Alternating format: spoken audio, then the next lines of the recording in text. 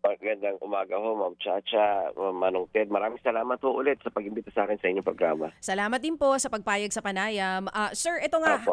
halos 6 na buwan after pong masiwalat itong flood control issue, nag-submit na po itong ICI ng lahat ng documents sa Ombudsman, pero ang sinasabi nga, until March 31 na lang ang opisina ng ICI or Independent Commission for Infrastructure. Para lang po mas malinaw sa lahat, sa publiko, sa mga nakikinig at nanonood sa atin, what's next after po nito? Talagang pati po ba yung sa inyo, dissolved na rin after March 31?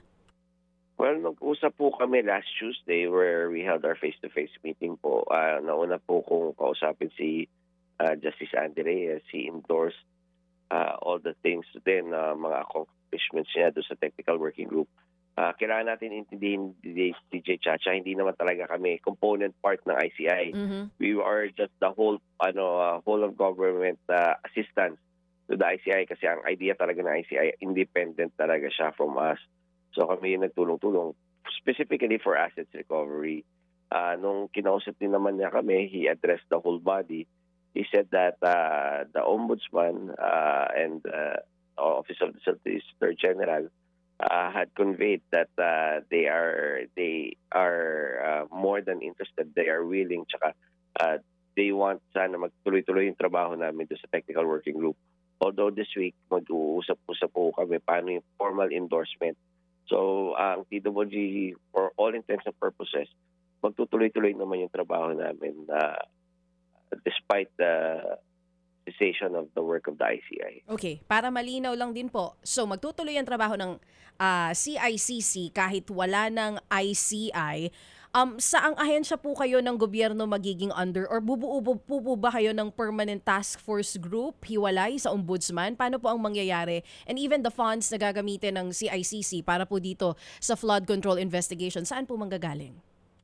So, para malinaw, DJ Chacha, ang CICC kung po talaga siya, government agency na talaga siya. It's an attached agency po ng DICT, yung Cybercrime Investigation and Coordinating Center, which I head. Pero po yung technical working group, kami ho yung parang collation ng yung mga pagsasama-sama ng ibang ahensya ng pamahalaan. Andyan ho ang BIR, andyan ang NBI, andyan ho ang PNP, ang CAAP, AMLAC, DOJ, around 24 agencies po, no? Pati yung Bureau of Customs. Kami individually, we can perform our mandates for the purpose of assets recovery. Ang maganda lang doon sa technical working group, coordinated yung efforts namin at saka may sistema kasi for example, nag-develop po kami ng dashboard para makita natin ano ni assets na re-recover natin at na-freeze natin. And as reported by Justice Reyes, we're at 24 billion na already of assets frozen and preserved and recovered, no? Tapos ang maganda rin dahil sama-sama kami, nagmi-meet parate, lahat ng documentation ng kailangan ng bawat isa na i-store namin do sa isang document management system namin. For example kasi si AMLAC kailangan niya ng mga documentation parate pag mag-freeze siya. As well as yung mga request ni na BIR tsaka ni SEC, naka-database na siya. So that's another part na mas maganda sana kung magtuloy-tuloy ang TWG. And lastly, nag-develop ko yung technical working group ng isang AI back na investigation tool para mapadalas yung pagka-categorize namin, pag-sift through the documents namin. Ma-identify kagad namin yung mga documents na spurious, na ito yung mga projects na anomalous. Yun yung advantage ng technical working group. Pero individually, si CICC, si NBI, si Bureau of Customs, si BIR, pwede hong gumawa ng mga trabaho nila for the same purpose. Yun nga lang, hindi siya coordinated. Okay, so at least mas malinaw po ngayon ang reason nga kung bakit naisama dito ang DICT kasi nasa inyo yung dashboard kung saan nakalagay po doon yung mga total ng assets na na-recover at mare-recover pa soon, and then you have that AI PAC investigation tool na binabanggit nyo po sa ngayon. How does it work? Sir, yung bang dashboard na sinasabi ninyo, ano po yan? Open for public? Makikita po ba yan? Is it a website? Or ang makakakita lang nito yung mga agencies na katuwang ninyo? And ano din po yung AI PAC investigation tool na sinasabi nyo na dinevelop din po ng technical working group ng CICC? Tama po. Yung unang-una yung dashboard, kami-kami lang yung makakita niyan kasi yung ibang mga information dyan, confidential. We have to remember there are still may mga PAC laws, na kailangan na yung mga data custodial na nakakita upon request din ng mga ahensya, tsaka lang siya maibibigay. As well as yung mga data privacy laws natin. So kami-kami lang yung nakakita doon sa mga doon sa dashboard. Pero yung results naman, DJ Chacha, you can call us anytime naman, whether it's the AMLAC or the CICC, para doon sa makita natin ano yung total ng nung na-recover na natin na asset. Oo. So, yung binanggit niyo po kaninang figure, hindi pa yun yung total. 24M or 24B? B. 24B po. Ayan, para mas Oo. malinaw. 24 billion na hindi open sa publiko kasi nga may bank secrecy law. Kasi yung AMLAC reports nga ay sinasabi na ano siya, confidential muna. Ngayon, Yusek, yung buhay po ng TWG will not cease to exist depending sa ICI. Independent ba kayo again? So, Manong Ted, yung TWG is a collation of the whole of government health towards the ICI. Ngayon, ang sinasabi namin, Manong Ted, individually, kaya namin mag-perform ng mga functions namin towards that goal of assets recovery and preservation. Halimbawa, si BOC, tuloy-tuloy lang ang trabaho niya, mag-seize ng assets. Si AMLAC, tuloy-tuloy lang ang pag-freeze niya. Okay. Pero as a whole of government, doon namin nakikita na para mas mabilis kasi nga may mga tools kami na kami lahat may access tapos halimbawa collation ng documentation. So balik ako doon sa tanong mo, Manong Ted, kung magsisis kami mag-exist, we're not solely dependent on the ICI. Kaya nga mag-usap po din kami ng ombudsman, baka ma-transfer yung work na ginagawa namin at makakuha kami ng direction kasi dati kumuha kami ng direction sa ICI. Okay. Ngayon baka ang makuha namin direction na ngayon from the ombudsman na po. Okay. So, kailan kayo huling nag-meeting po as a group at yun bang yung bang meeting na iyon is a regular meeting na ginagawa po ninyo? Tama, Manong Ted. We met last Tuesday po, yung face-to-face meeting namin. Kasi nag-face-to-face kami every month eh. Pero every week we meet online. Yun nga, doon na nagsabi si Justice Reyes, nagpaalam na rin. And then the group decided to adjourn indefinitely muna until again called for. And for all intents and purposes, we're awaiting the ombudsman po. Kasi nag-signify naman sila that they really want the work of the TWG to continue. Kasi nga, pag nag-file tayo ng mga kaso, may tinitingnan tayo na assets na na-freeze natin para, di ba, pag may judgment, may titingnan tayo, may malelevy tayo, may exit cap tayo mga assets. Okay, sige. Kasi nga, ang kagandahan nga dito sa TWG nga, ang mga kapatid, tulong-tulong ito. Iba't ibang expertise nila natutulong-tulong sa isang adikain, mapanagot ang mga may sala sa flood control scandal. Di ho ba po, Yusek, Yun po yun, no? Tama. Okay, sige. Tama, Manong Ted. Opo, sige. So ngayon po, sir, ang tanong namin is, kung individually kayo attached sa iba't ibang ahensya, hindi na kinakailangan pa ng additional funding ang TWG basically kasi nga meron na kayong kanya-kanyang tinatanggap na remuneration from the different agencies. Tama, Manong Ted. At yan naman yung nangyayari doon sa TWG. Unlike yung sa ICI po, kailangan silang puntual kasi ibang ahensya sila eh. Kami sa TWG, mga composite agencies na kami. Okay, so meaning po, parang dagdag trabaho lang, pero hindi dagdag gastos. Yan ang kagandahan diyan. At wala rin ho kaming dagdag sweldo, Manong Ted. Okay. Well, anyway, appreciate that. Thank you for your service, sir. Pero sir, who will decide now? Is it the ombudsman kapag ba must it be formalized through an issuance? Paano po ito, Yusek? Tama po, kasi every time na nag-meet kami, it's under the auspices po and guidance of the ICI before. Ngayon, kailangan siguro i-formalize kasi nga the ombudsman would now be hosting the TWG kasi pag nag-meet kami. For example, nung nag-meet kami regularly every month, doon sa opisina ho ng ICI. So, ganun din ho siguro yung kailangan namin formalization. At saka, mas importante doon, Manong Ted, the direction. Like, nung sa ICI, binibigyan kami ng direction. Ito yung top priorities natin. Ito yung mga unahin natin ang ghost projects. Ito yung mga individuals. Ito yung mga corporations na unahin natin. Okay, sige po. So, binanggit po ninyo no, sa usapin po ng pag-freeze ng mga assets. So, kumamarapatin lang po ninyo, kumusta na po yung assets ni Zaldico na naman? Yung air assets po and the other assets, yung mga hotels, etc. Ang magandang balita naman ho dyan, Manong Ted, yung water assets niya, nasimulan na ho at I think we're just awaiting the order. Naglabas na yata ang, from the report of the Marina, naglabas na ng freeze order on the welfare assets. Yung paano lang, yung temporary, hinintay namin yung permanent, yung mas matagal yung 6 months kasi extendable yan, Manong Ted. So, yung assets, yung air assets, ang hinihintay natin lumabas yung order from the CA for the seizure and forfeiture of their air assets para maibalik na natin dito sa Pilipinas, Manong Ted. At ang maganda doon, pag na-forfeit na, hindi na magagamit. Unlike yung mga pag na-freeze lang, Manong Ted, yung dati natin binabanggit, yung mga bigas na yan, nagagamit pa rin nila, whether it's a car, whether it's a plane, or yung mga boats na yan. Opo. Yung binabanggit yung mga marine assets, ano yan? Yate, barko, ano yun? Both yachts and commercial vessels po kasi it's under CB Speak Corporation.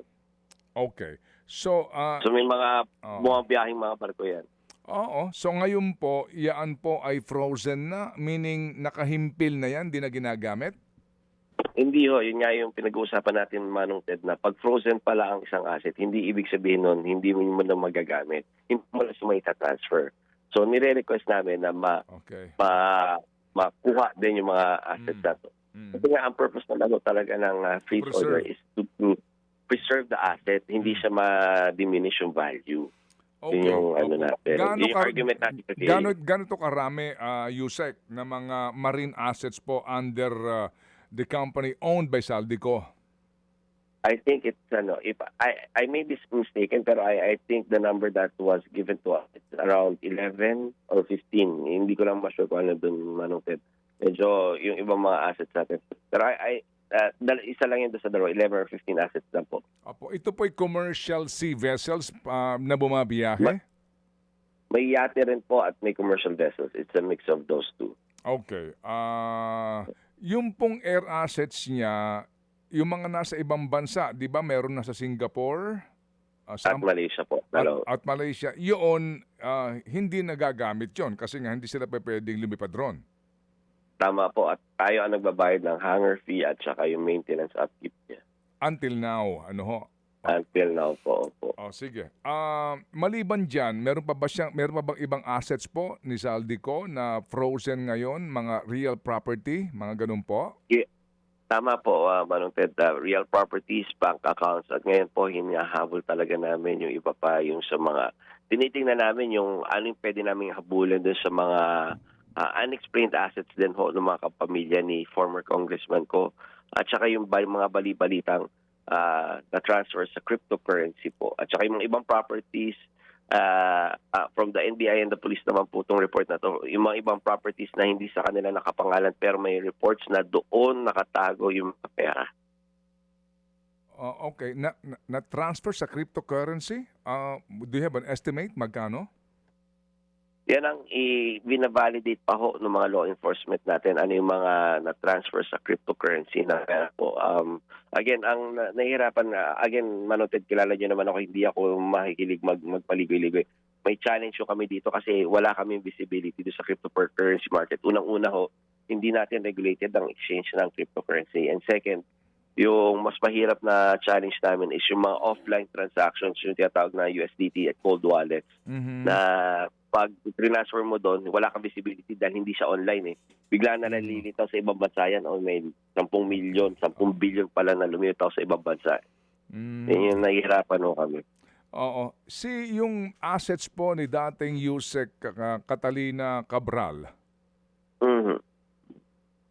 Yes, Manong Ted. Yung dating assets yun, may listahan ho tayo pero we cannot read it kasi it's we're still awaiting yung estate proceedings ni dating Yusek Cabral.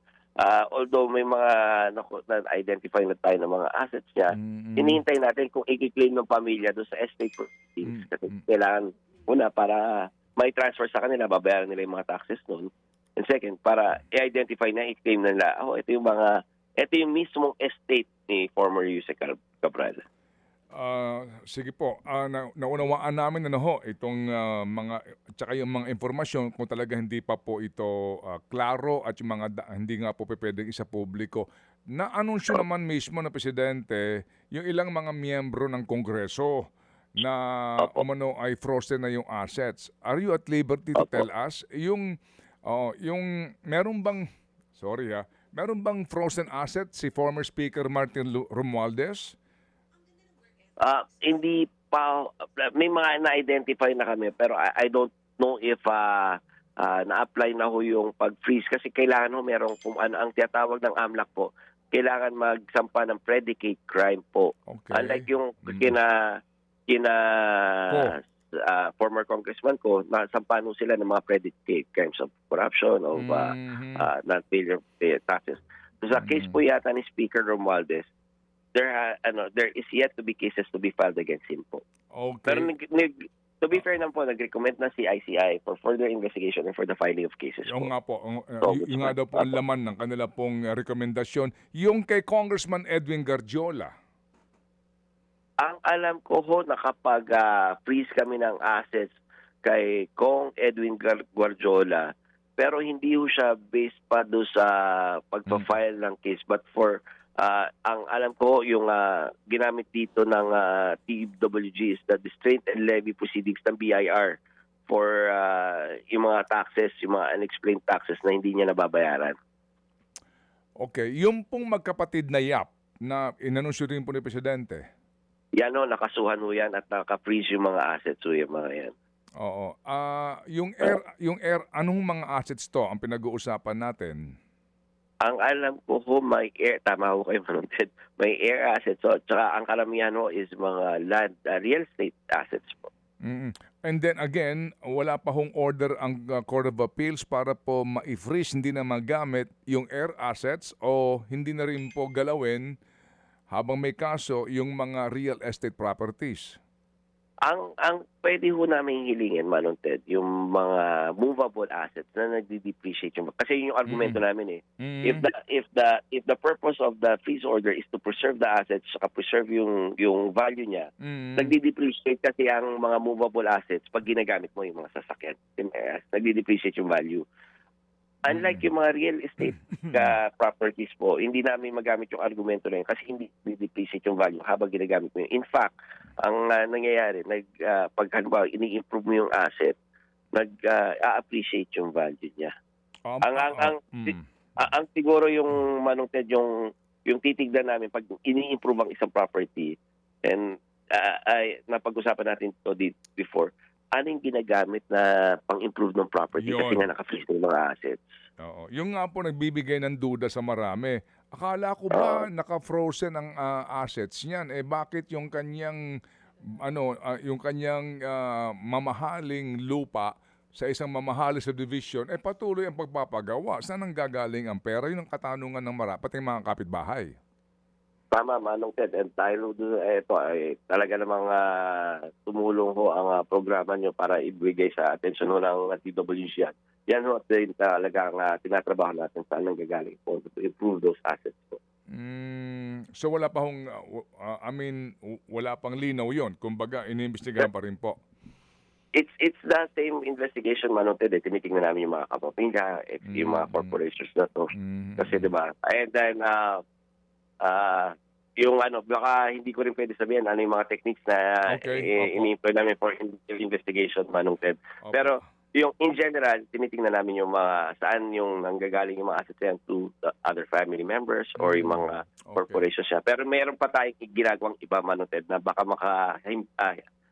makapigil sa investigasyon tsaka makapagbigay ng idea doon sa mga iniimbestigahan natin. Anong ginagawa natin? O sige po. So pero again, sa ngayon po, bagamat you're waiting for the official issuance from the ombudsman, kayo ho ngayon, meron kayong mga pending pa na patuloy na iniimbestigahan ng iba't ibang miyembro ng TWG dito. At dito ho, ang pinag-uusapan natin, pati po yung mga contractors, tuloy-tuloy po ang investigasyon.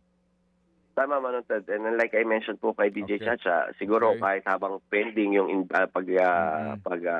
hintay natin doon sa formalization ng pag-adapt ng TWG sa ibang ahensya and most probably towards the Ombudsman, gagawin naman po namin individually as government agencies po yung mga mandato namin. And maganda siguro nakakapag-usap na kami before, tuloy-tuloy naman yung pakikipag-usap namin, hindi lang siya kasing organized at saka kasing digitalized kung we work as the TWG. Opo. Sige po at salamat sa inyo pong panahon kasi alam nyo Yusek, bagamat naunawaan namin ang inyo po namang pong handicap ang inyong mga prohibition sa pag-aanunsyo po ng eksakto mga detalye, pero maganda rin po may napapakinggan ba kami na hindi kayo tumitigil at may mga ganito pong mga balita kasi nga after the mahiya naman kayo at itong mga anunsyo ng presidente, marami naghihintay, di ba? Na may mga makukulong na mandarambong o man lang po hihinto sila sa kanila pong pagpapakita na walang patumangga ang kanila pong paggasta sa pera ng bayan. Tama man, Ted. Yun na naman din po ang utos sa amin ng ating mahal na presidente. No? Naramdaman namin na talagang sincero yung efforts ng government kasi wala akong pumipigil sa amin na mag-imbestiga. Talagang ang term nga namin siya, sagasa po, Manoted. Hindi naman kami napipigil at nararamdaman naman yung suporta galing sa taas, Manoted. O sige po, at sa uulitin po, muli kaming tatawag para po makakuha ng panibagong informasyon. Salamat po sa inyo, Yusek. Maraming salamat, Manoted, DJ Chacha. Good morning po. Mga kapatid, para sa iba pang mga balita at impormasyon, sundan niyo po kami sa X, Instagram, Facebook at syempre sa TikTok, True Network PH. Mag-subscribe din po kayo sa aming YouTube channel, True Network. May website din po tayo, truenetwork.ph at pwede nyo rin po kaming mapanood sa Channel 19 ng aming True FM TV. Lagi pa rin makinig sa radyo dito po sa 105.9 True FM dahil dito, laging true sa'yo, kapatid. Dito tayo sa totoo, tunay at tapat.